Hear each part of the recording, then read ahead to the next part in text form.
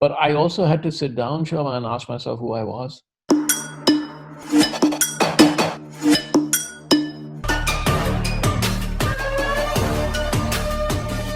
Hi, I'm Shoma Chaudhury. Thanks for watching Enquiry. We have a really interesting guest on the show today. Shekhar Kapur is starting a new Hollywood film after 13 years. Starring Emma Thompson and Lily James, it's written by Jemima Khan and is intriguingly called What's Love Got to Do with It? Shekhar has always worked with strong women leads, from Seema Biswas in Bandit Queen and Shabana Azmi in Masoom to Kate Blanchett and Elizabeth. So, what draws him to women characters? What drives his unique creativity? What's his vision as the chairman of FTII? How's technology changing storytelling? And what keeps him this young at 74? We'll be talking about all of that and much more on the show. Thank you very much for joining me, Shekhar. It's a pleasure to have you. Pleasure. I've been watching all your other interviews, and I must say that I look forward to the interviews you do because they're so incisive and they really try and open up what the real issues are. Let's not make interviews palatable, let's make them real, which is what you do. Thank you. And that sets up a big sort of expectation of ours, you know. Hey, all right. So, Shekhar, it's fantastic that I've got you just on the threshold of you starting your new film. And that's coming after a 13-year hiatus, you know, after you made fantastic two films on Elizabeth. So, first of all, inevitably, what is this film about? What was your inspiration? And what does it feel like to be doing a film after 13 years? I'll take your second question first because a lot of people in India don't know what I've been doing. I've been doing short films all over the world. I've done two musicals on stage in Europe. Then I did a whole series on William Shakespeare in his youth because nobody knows William Shakespeare's real story. So we conjured up the young William Shakespeare. How did he become Shakespeare? How did he gain his experience? And that was a huge series. And so I did that. I did two theatrical musicals. I did a musical in German in Vienna. I didn't realize it was in German because somebody came and narrated the story, and they played the music and the lyrics and all in English. And then I went to Vienna for the auditions, and everybody was auditioning in German. And I said, "Why is everyone auditioning in German?" And they said, "Well, actually, the musical's in German." And I said, "I don't speak German," and so, but I thought, well, that'll be an incredible challenge. But I loved it, and the idea of doing something on stage has a different heartthrob, if you like. I'm going to bring you back to that because I actually have quite a lot of questions in that zone of what this new landscape of creativity is going to be. But just because it's so exciting that you're also coming back to Hollywood production. So tell us a little about this project. It's a project written by Jemima Khan, interestingly. And it's about searching for identity. You know, it's about a conflict of identity and what does it mean to her. It's a love story. It's a rom-com. I've never made a romantic comedy before, but I liked this one because it went far deeper. And the title is What's Love Got to Do with It? Right. Right? So that is the issue. All our lives, we search for intimacy. All our lives in the search for intimacy, because that which we search for and desire most is what we fear most. And so because we are so afraid of intimacy, we start to lose what intimacy is. So intimacy becomes sexuality. So actually, it's exploring the world of Tinder. Why do people go into Tinder? What is Tinder? What happens to you? You know, I mean, you just go on Tinder and say, okay, I'm going to spend the night with this person tonight. Whether you're a girl or a man, it's just freedom. It's actually for women, it's sexual freedom that's never been before. You never get judged because it's a contract on Tinder that you sign. Okay, we will get together. If you like each other, we'll spend the night together. What was that? Is that intimacy? Is that the search for love?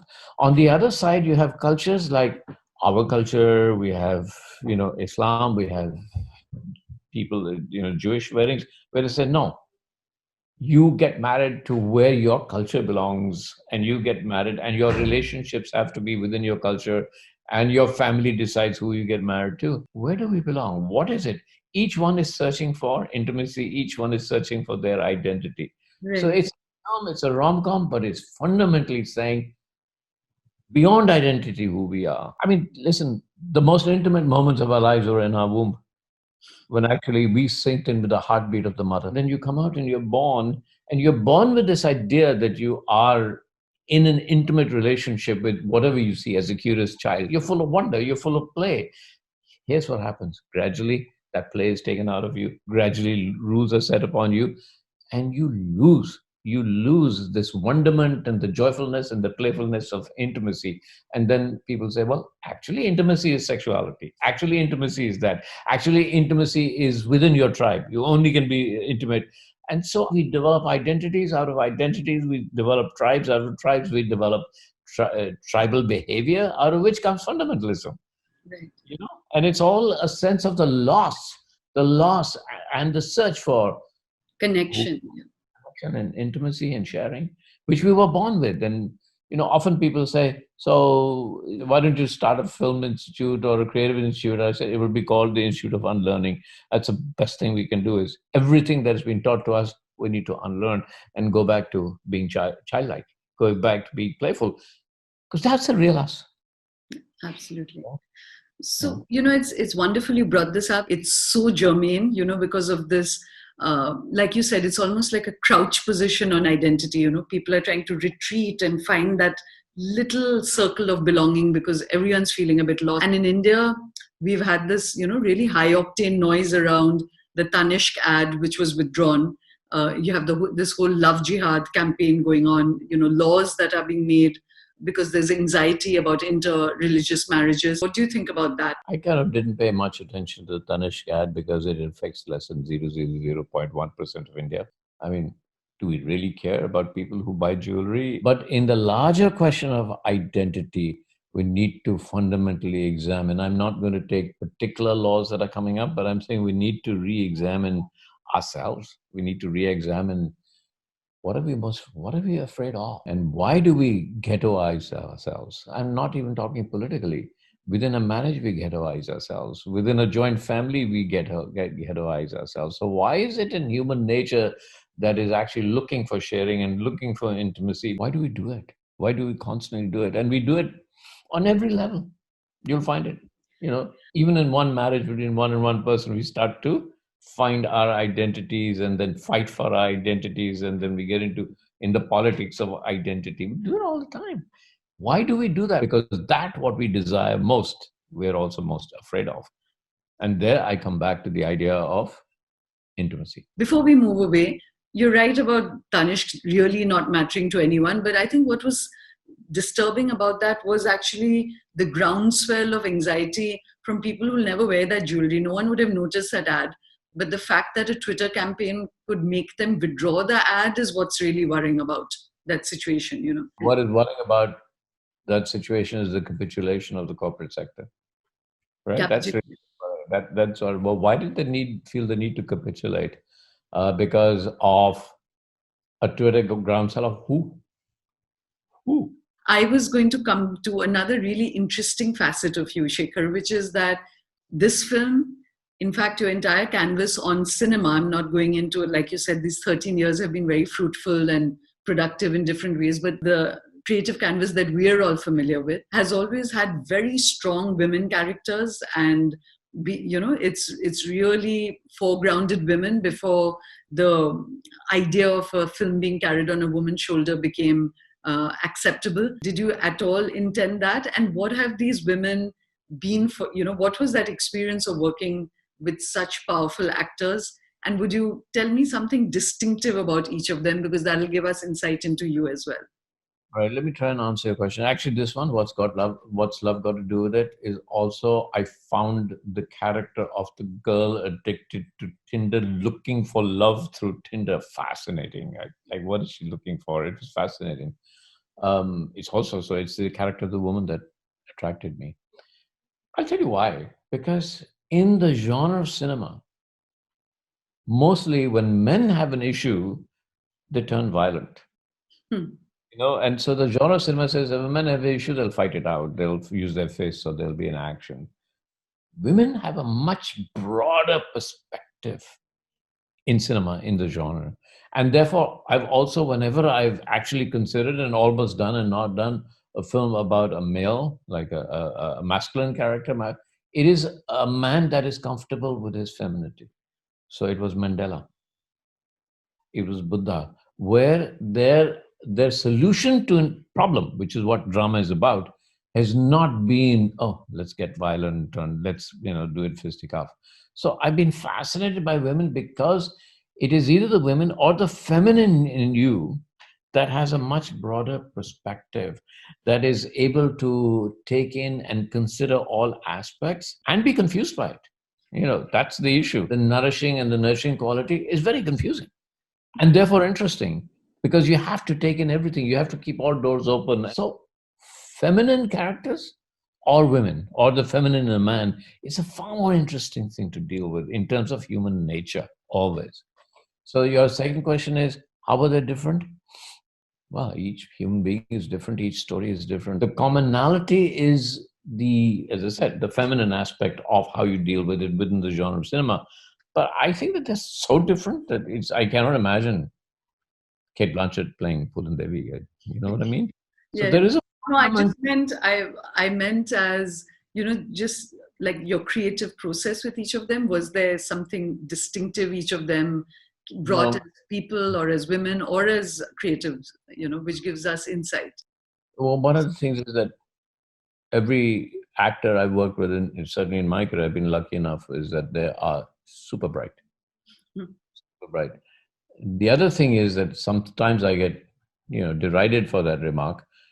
Till I find the character in myself, I can't do it. How can you tell an actor and talk to an actor and provoke an actor or write a story or write a play about a character unless that character exists inside you? So with each time I make a film, I have to discover the Buddha inside me to make Buddha and to even think about it, or the Mandela inside me, or the Puran Devi inside me, or uh, the wife that feels absolutely wronged and comes to terms with a husband's affair and the birth of a child in Masoom, or a queen facing problems, wanting to torn between her destiny and her desire to be human, which is what Elizabeth is. Yeah. Both the films about that is, but are you human or are you destined to be something else? Are you destined for divinity? So it's a question between the pull between being human and being divine. So what is interesting about that is, Shoma, it's a question in all of us. Who are we? Films work on so many levels. They work on a political level. They work on a psychological level. They work on a mythic level. So when you come down to the mythic level, if you see all my films, there's this one thing that is constantly flowing, and I use architecture of the space a lot. So if you look at Elizabeth, the palaces never looked like how I showed them. They Okay. were all pneumonia. You said they were? If I had, they would have all died of heating, out of pneumonia, out of cold, because they couldn't afford to have such big palaces and heat them in winter. They would have died. So their rooms are much smaller in the palaces. I use cathedrals. You know why? Because architecture was the contrast to who they were. So I've always used the architecture of space to represent the divine or the destined or the larger idea of life. So give me a mischievous insight into, now that you have to find the inner you that would look for someone on Tinder, what kind of person would you look for on Tinder? I was of a generation that didn't go into Tinder, but I was certainly the generation that actually explored a lot of sexuality when I was in London at that time when the pill first came out. Suddenly everybody felt free, and when the pill came out, we explored some, because I was that part of, let's say, the Rolling Stones, and they all came out. I was part of that generation in living in London. Right. So we discovered sexual freedom like never before. And so when I went through that, I did discover a lot about myself and what does sexual freedom. And I came to this one conclusion, and that's why I want to do this film, that I lost in this constant pursuit as a 21, 22-year-old young boy, really in London, pursuing sex and completely hormonal. That's the first time I realized that I was letting go of something so precious to myself. And that was a sense of intimacy. I was separating sexuality from intimacy. And I found that tough. That's why when I came back to when I read this film and I read this sense of this girl that is constantly on Tinder, I said, wow, that's the same issue that I faced. And I was constantly in the pursuit of hormonal sex, right? In terms of hormonal sex, you said, where does intimacy lies in this? What are we searching for? And I can tell you at that time, my big fear was, is this going to be the rest of my life? No, it certainly seemed like it. And then when I started to say there was something beyond sexuality, that sexuality actually led me to that question. And that question led me to the rest of my life is, where's the intimacy in all this? What are we searching for? Who are we? That actually led me to searching for spirituality. Not because all that I did was wrong. It left me questioning. It was a lot of very, very fulfilling and wonderful relationships, even short ones, as long as you did not disrespect them, didn't disrespect that event. If you respected that event, it led me to many more questions. Had I not done that, it would not have led me to the questions that I started to explore later in my life. So I'm just going to ask you one more question around that, because so much of our country is in so much flux. There's so much of discussion around sexuality and cultural tradition, and this whole impulse for modernity. So when you were in that phase of London, and like you said, you were part of the Beat generation, did you feel a sense of tension between your upbringing and your Indian identity and the kind of life that you were leading? No, I just felt a huge sense of playfulness. I felt a huge sense of great joys of rebellion, if you like, no tension. And I just felt hugely like an explorer landing into something that I had never witnessed before. But I think a lot of people, it wasn't just me, it was everybody else around me, whether they came from India, everybody was exploring. And we were all a generation that was part of this huge exploration. I think what happens, Shoma, is that we become slaves to keywords. Explore our sexuality. Well, just look back into Hindu culture and say, well, there was so much. Yeah. I know this has become a cliche. Go to the temples, look at the sculptures. Well, let's go beyond that cliche. At what point did Hindu culture ever say, discard the ideas of sexuality? Just look at the story of Shiva and Parvati. It is saying that it's not sexuality. It is the feminine and the masculine in conflict bring creativity to the universe. Let me repeat that. The feminine and the masculine in conflict bring creativity to the universe, right?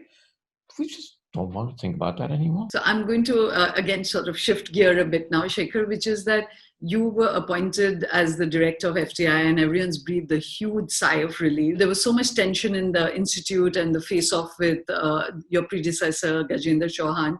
What is your vision for FTI? What do you want to imbue the place with? What did FTI mean for you in the first place? The last question I'll answer. I always wish I had gone to film school.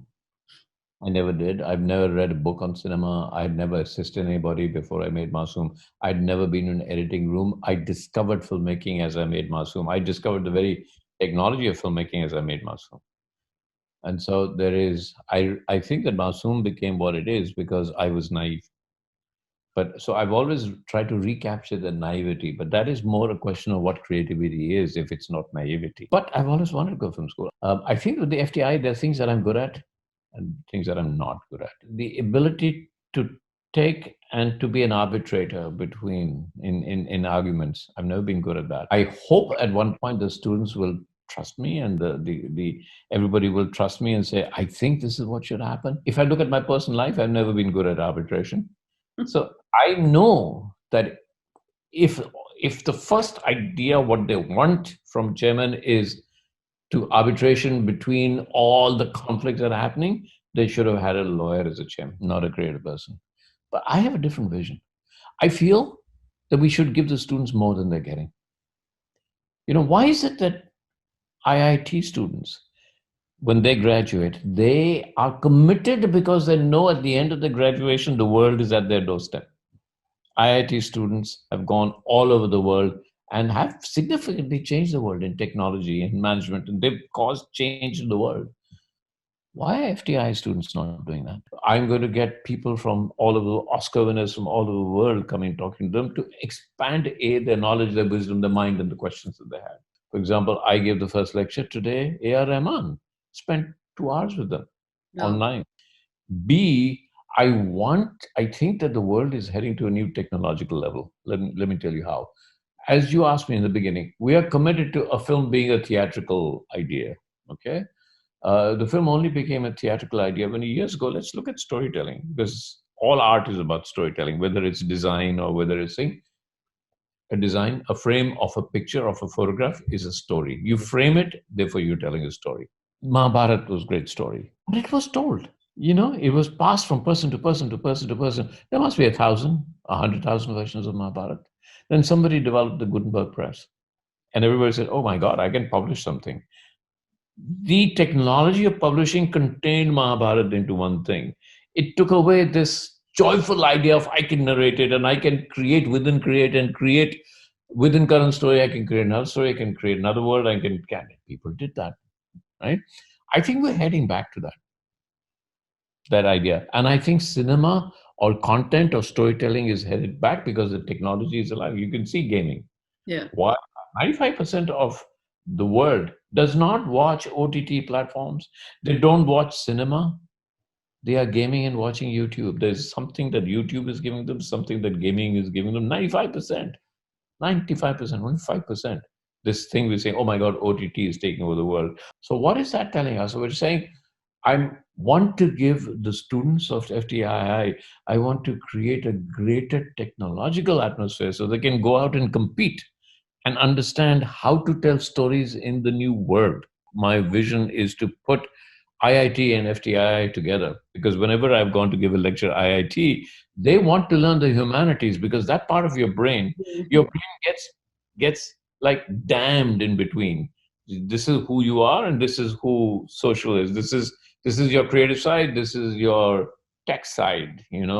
So somehow, great events, great change, entrepreneurship, creativity arises of when the river flows both ways. So that is the kind of vision I have. Faculty also to get experience from the best creators, not just filmmakers, but content creators, the best YouTubers, the best business, technology, all of that, to bring that to that. And hoping in doing that, some of these issues will get resolved. So I have 2 years to do it. At least I can put the template in for the next chairman to come and take off from there.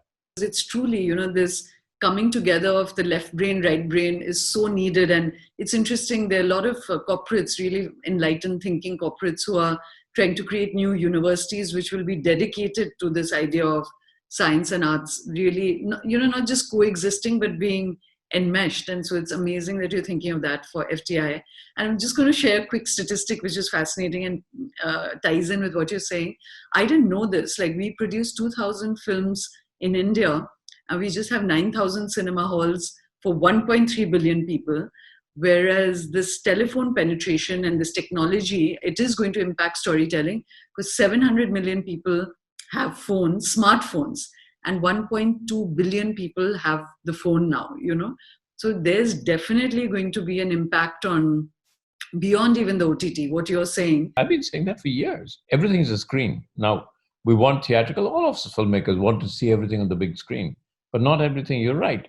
We only have 9,000 theaters, and this whole thing about Bollywood and everything, it's only 9,000 theaters. It's a very small part of the experience of storytelling through audio visual mediums.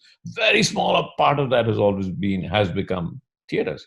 So we were talking about creativity, Shekhar. We've come out of a very distressing phase when one has seen a lot of catfights on Twitter, a lot of ugliness within Bollywood. It's just like as if the entire aesthetic of a creative community fell apart.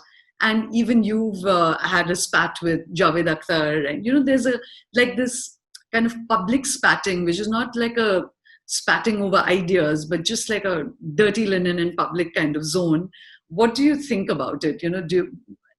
What do you feel about this whole phase that Bollywood has just gone through? I think a society in conflict is a creative society. And I understand the pain people are feeling because it's all become public. But I remember in Aristotle's time, everybody used to come to this one big room and argue it all out. So this Aristotle's room has become the Twitter. It's become a world room. And I think it's a good thing because I think people, yes, there's too many bots coming out and there's too much hate. I have no idea how to stop that, but we will find technology, even if it's AI technology soon, to find which ones are bots and which ones are real, which ones are hate and which ones are not. And we'll trial and error. But a society emerges with trial and error. A society grows with trial and error.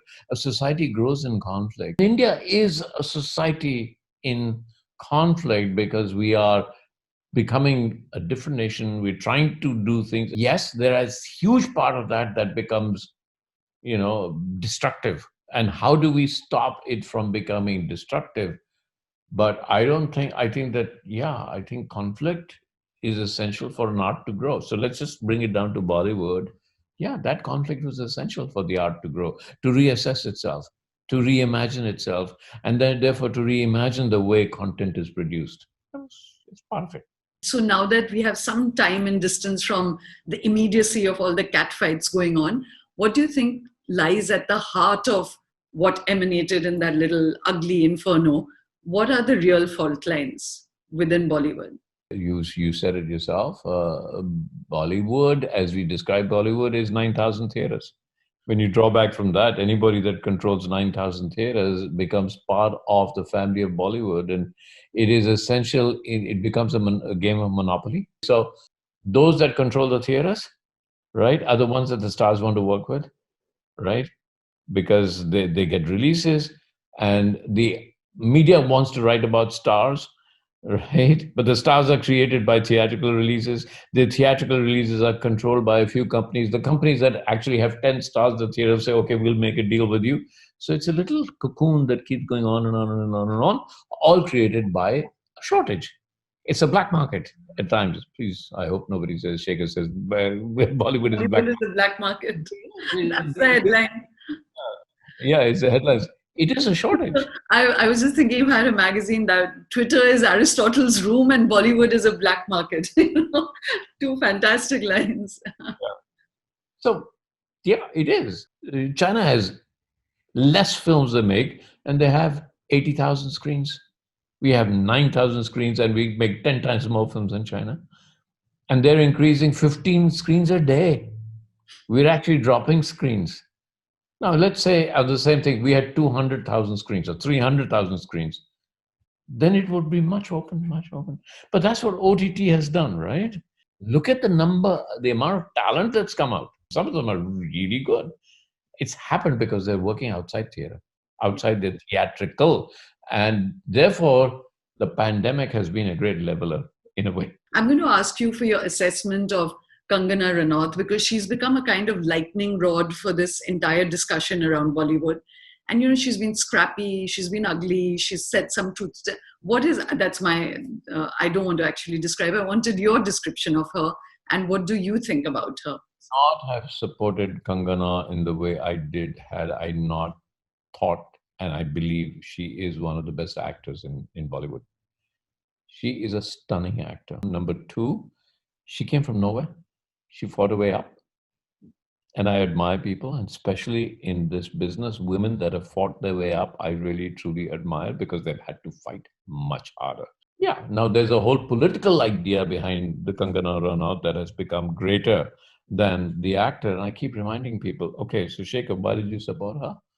I supported her because I admired her fight, coming from a small town from nowhere. I met her actually when she had just come. I can tell you how I met her. There was a big story where I saw a girl crying at a restaurant, and I asked her what was wrong, and that's how I first met. And then to the Kangana Ranaut now, who doesn't shed a tear. She's strong. So, but And all what of was she crying about when you met her? that's complicated, because somebody had said something to her, and I realized this is a story of every young girl that comes to Bollywood and has to face all of this. So that you're torn. But going back to it, she would have never got my support if I didn't think that she was an outstanding actor. I just watch her in Queen. Oh yeah, she's Watch fantastic. her, watch her in Fashion.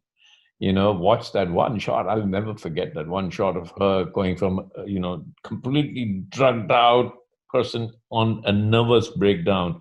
And they announce her name that she has to come out and be the queen of the ramp. It's just the way she, in one shot, it was a beautiful shot also.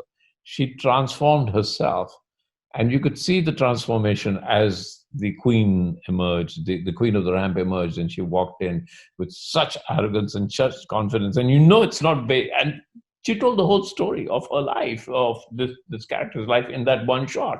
That's what I feel about Kangana. I hope that now people, after all of this, will go back to the fact that she's an amazing actor. The other side now, which has become very prominent, is the manner and the language and the political framework within which she's fighting these battles. Do you feel uncomfortable, disturbed between the artist and the public persona now? I'm not going to comment on what she says, because I think that whichever way you go politically, so there'll be enough people to pull you down, and there are arguments on both sides. But I would say that everybody said she's so scrappy, and my answer to that is, how else would she have been? The world is political, but her scrappiness, how else would you be? How else do you fight? And why should a girl not be scrappy if men can be scrappy? You know what I mean? Why? Right. Yeah. That Yeah. goes without saying. So I want to get insight on something else that you've said, Shekhar, which was that, you said it must be in a context, but so online you only get the distillate, that you said you're almost afraid of the embrace of intellectuals and you still feel a refugee. What did you mean by that? And, what do you mean by you still feel a refugee? Okay, now I hope you're not going to take this and get other people to say, okay, because I know a lot of people misunderstood that. Let me talk about the intellectual first. When I first in university, when I was trying to understand and talk, there was since Stephen's College, there was a veneer of the intellectuals who did plays, and they were all do Shakespeare. I always felt a little denigrated by them. That if you did Shakespeare, you were of greater value, but that was the college I was in. And when I first started to make my films, there was always a denigration till I came up with Masoom when I first came in. And then Masoom was suddenly taken up, and I was taken up by the same people that used to say, "Ye kya hai, yaar, ye some chartered accountant just because he's looking." That kind of, that's what I mean by the intellectuals. I was not at that time. As I said, because there was this big political idea of the intellectuals, right? I wasn't even referring to that. And then, of course, after I made Bandit Queen, there was this whole intellectual backlash against Bandit Queen by Arundhati Roy. It's pretty famous that he's raped her again, and so I was just like always confronting that. Those are the people that I am always a little wary of. I don't even get into that area. The second thing about refugee, I've been a nomad all my life. All my life. I still have never bought a house. People think I'm a very rich man. I must have several homes. I have never bought a home. I have a home in Delhi, which is my family home, and everything else. Because I've been such a nomadic idea, and I've always wondered where that came from. And because at less than the age of one, I was a refugee with my parents. We came from Pakistan. My subconscious brings up these facts. Wherever I go, I'm living in London. I have this feeling of somebody who's like a refugee in London has to fight back. And so that's the refugee I was talking about. I don't know why everybody sort of suddenly usurped that as political meanings, but that's up to them. I suddenly came back to London to do this film. I don't know where I'm going next. Where is my home? I've never had a home, ever. I've lived in several places in my life without ever calling it home, because I have the fear of being rooted, because if I get rooted, I'll be uprooted. So maybe it's a fear of being uprooted again. Maybe it came in there. So that's what I was saying about have this feeling of being a refugee. How difficult is that for the people in your core, spouses, children? Is it difficult on them? Are you also an emotional refugee? I think that, that's always a question of people who are saying are you, when you're in a great adventure, are you running away from yourself, or are you loving adventure? It's very glamorous to say, God, all my life has been so adventurous. I've moved and done different things. I mean, if I sit and tell you the amount of different things I've done, it'll take 2 hours. And so people say, they think it's glamorous. And then I ask myself, oh, what are you running away from? These are questions I ask myself. Is it The stability, are you afraid of it? Are you afraid of being rooted? Is afraid of being rooted in a fear of commitment? What the mind does is the mind has this great need to define everything. So you could define, I could say, yeah, I've been an adventurer because I'm too scared to be rooted. I'm too scared to be rooted because I'm too afraid of being committed. I'm too afraid of emotional commitment. Some people say you're too afraid of the responsibility of commitment. How many ways could I define it? But all of that makes up who I am and who I've led my life to. I've had two divorces in my life, but I have one, the most beautiful relationship with my daughter. And I can bring to her everything that I have experienced. And yeah, if she asked me today, do you want me to be as adventurous? Or I don't know. I don't think so. But hey, everybody has their own life and they've done whatever they do themselves. So, just two before we probably draw to a close, you're breaking into Bollywood, into Hollywood, Shekhar. There's all this talking about breaking in. You never even went to film school, and you created a masterpiece with your Naivet, which was Masoom. But you broke into that closed citadel that you're talking about. Hollywood is an even larger world. So one, I don't know, I've never actually heard you talk about how you made an entry into Hollywood. And the second is your magnum opus of Pani. Why is that? I know you personally, like that is your passion project. Why is it still lying unmade? I'm not sure. I'm not sure both your question, but I'll try and. I know that when I was asked to do Elizabeth, I did. I came to Hollywood deciding I'm never going back till I make a film. I was offered Elizabeth, and I thought, oh my God, will I even be able to make a what's called a costume drama historical? I hated history. I hated historical dramas, and in fact, I said no. And then I had a British agent who said, "Are you absolutely out of your mind? Are you saying no to the film that every British director wants to do?" And I thought about it again, and I called the producer and I said, "Hey, I've not seen any great British films for a long time, except Train Spotting." And he said, "I agree."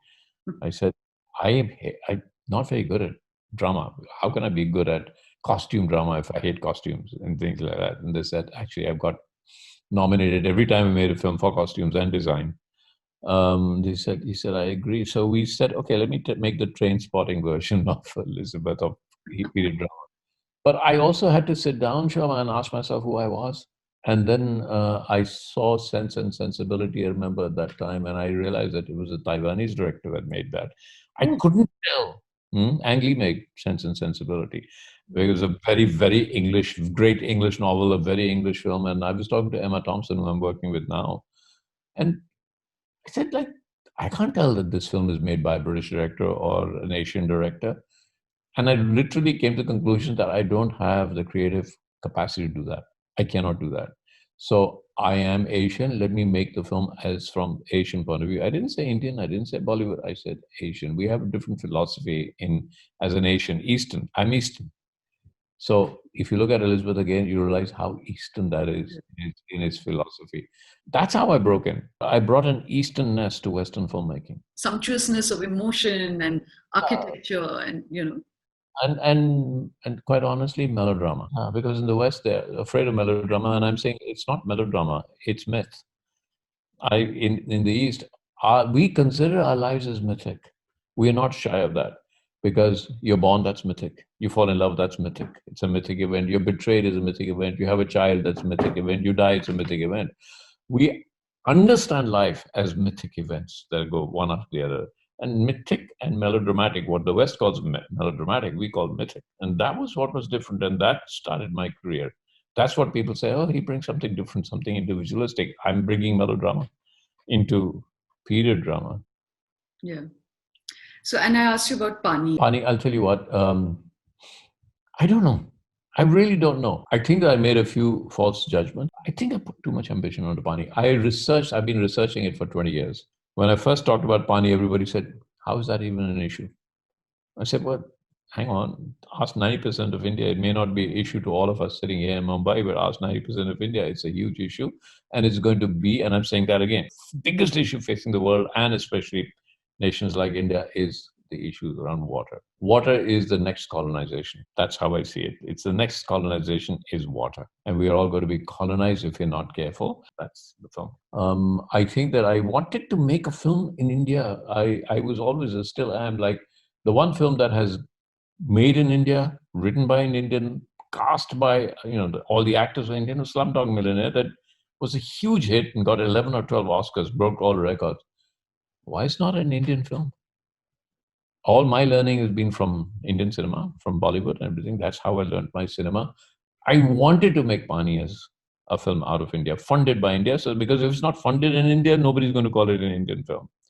Maybe I'm putting too much ambition. Maybe I should take it back overseas. I'm not sure. But I think that's where I faltered the step because I was trying to achieve something that maybe Indian producers at that time, maybe it's changed now, Indian producers did not have that ambition.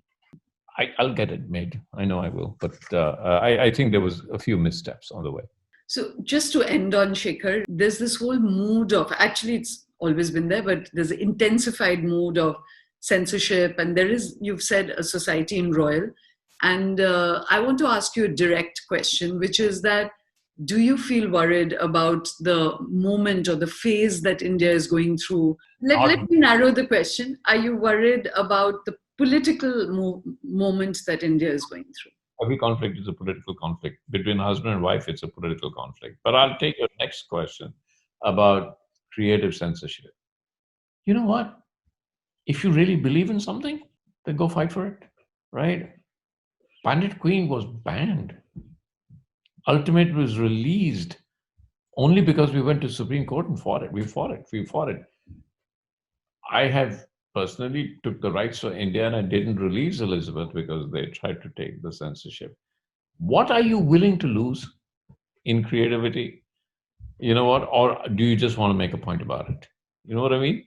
Bandit Queen, we fought, by which time everybody had seen a pirated copy of Bandit Queen. So the distributors lost a lot of money. It was the Congress government at that time.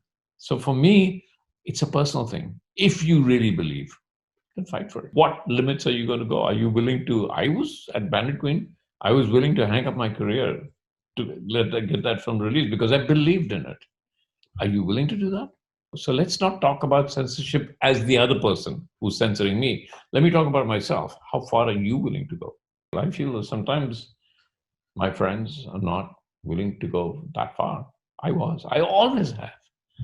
I've always been willing to fail. The only reason I've succeeded is because I'm willing to fail. That's amazing. I didn't even realize. Because I was reading up on you, I realized you're 74. You never sound 74, So it's amazing that you're absolutely on the cusp of a huge burst of creativity and, like a whole new project. The older you are, the less you're afraid of failure because you've realized and you've acquired that one wisdom that success and failure is like little waves of an ocean. There's a crest and then there's a trough. So you're less afraid of the bottoming out. You're less afraid of failure. You're more willing to take risks. Thank you very much, Shekhar. I was very tempted to lead you into a conversation on spirituality, science, and technology, which I know is a big passion area, but I'm going to save that for phase 2 of our conversation. Thank you. Bye, sure.